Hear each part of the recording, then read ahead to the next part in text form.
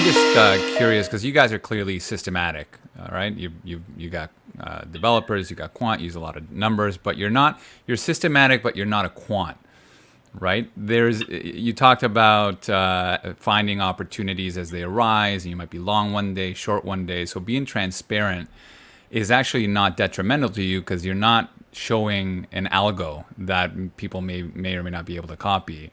It really continues to be your expertise over the years that help you get that unique P&L. But how do you differentiate between like what part of what you do is systematic, and what part of you is good old fashioned trader?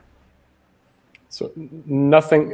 That's a spectrum, right? I don't think of at one end of the spectrum you have kind of purely gut feel based discretionary trading or something, right? And the other end of the spectrum you have fully automated signals, data, and trading and transactions, right? And we're probably a 7 out of 10 on that spectrum or something, right? Where we have a set of recurring strategy themes where each one is its own unique strategy bottom up that reflects some kind of dislocation or market relationship that we understand and has its whole research and technology base behind it, right? And then we have a framework for how to, in a standardized way, compare the risk reward opportunities available across those strategies and how to do portfolio construction on the back of the strength of signals and so forth. Nothing that we do flows straight through into any kind of automated execution. We have a lot of execution automation tools to help with implementing a decision once a decision is made, right? But generally speaking, I think the reason you don't ever see full automation in the broad-based derivative space, I mean, data is too noisy.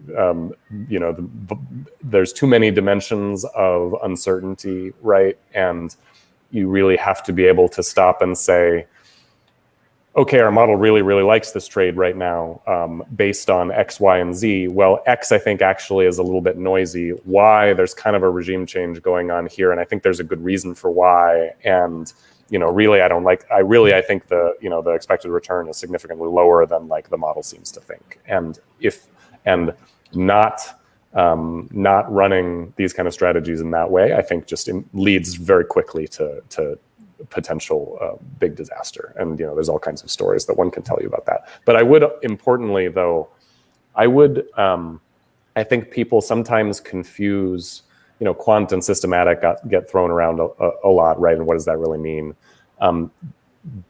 Dynamic and quant and dynamic and systematic are fully compatible, right? Something does not have to be, I do the same trade every day because of a 40-year backtest or something to be quantitative or to be systematic, right?